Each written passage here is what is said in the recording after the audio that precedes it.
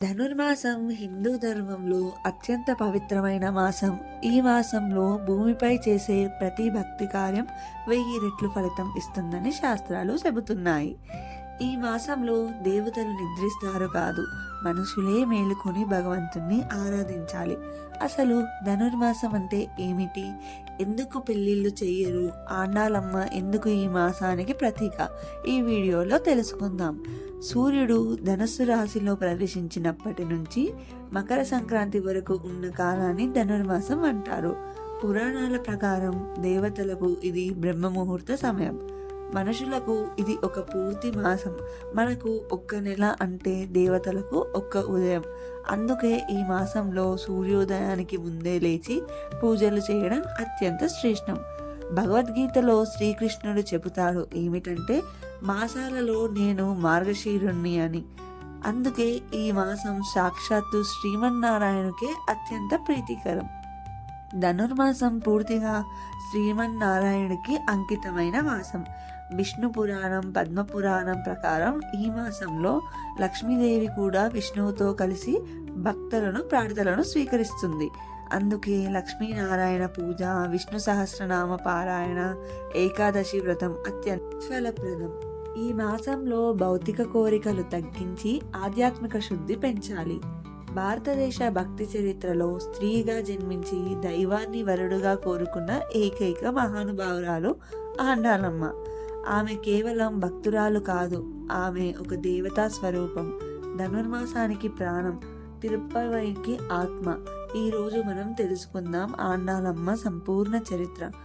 ఆండాలమ్మ విలిపుత్తూరు అనే పవిత్ర క్షేత్రంలో శ్రీ విష్ణుచిత్తుడు అనే మహాభక్తుడు తులసీవనంలో పుష్పాలు కోసుకుంటుండగా ఒక చిన్న బాలిక దర్శనమిచ్చింది.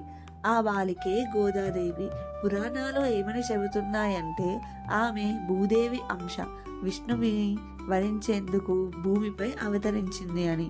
గోదాదేవి చిన్నప్పటి నుంచే సాధారణ పిల్లలా కాదు, ఆమె ఆటలు కూడా కృష్ణ లీలలే.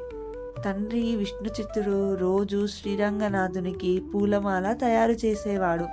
ఆండాలమ్మ ఆ మాలను ముందే ధరించి అద్దంలో తనని తాను చూసుకునేది. ప్రపంచానికి అది తప్పు అనిపించవచ్చు, కానీ దేవునికి అది పరమ ప్రీతి. ఒకరోజు విష్ణుచిత్తుడు ఆ మాల దేవునికి సమర్పించగా శ్రీరంగనాథుడు స్వప్నంలో ప్రత్యక్షమైన అన్నాడు, ఈ బాలిక ధరించిన మాలలే నాకు కావాలి అని. అప్పుడే ప్రపంచానికి అర్థమయ్యింది, ఆమె సాధారణ బాలిక కాదు, ఆమె దేవుడిని బంధించిన భక్తి. అందుకే ఆమె పేరు మారింది ఆండాల్, అంటే భగవంతుడినే పాలించినది అని. ఆండాలమ్మ ధనుర్మాసంలో 30 పాసురాలు రచించింది, అదే తిరుప్పవై. ఈ 30 పాసురాలు సాధారణ కవితలు కావు, అవి వేదాంత సారము, భక్తి మార్గపు శిఖరము. ప్రతి పాసురంలో భక్తి, శరణాగతి, వినయము, ధర్మము ఉన్నాయి. ఆండాలమ్మ ఏమని చెబుతుందంటే, భగవంతుని కోరాలంటే మనం అహంకారం వదలాలి అని.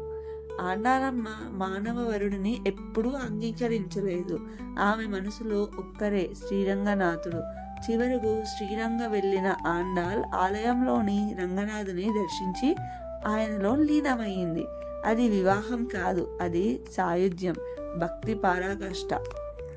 ఆండాలమ్మ మనకు నేర్పింది ఏమిటంటే, భక్తి లింగ భేదం చూడదు, స్త్రీ కూడా మోక్షానికి మార్గం చూపగలదు. దేవుణ్ణి ప్రేమించాలి, భయపడకూడదు.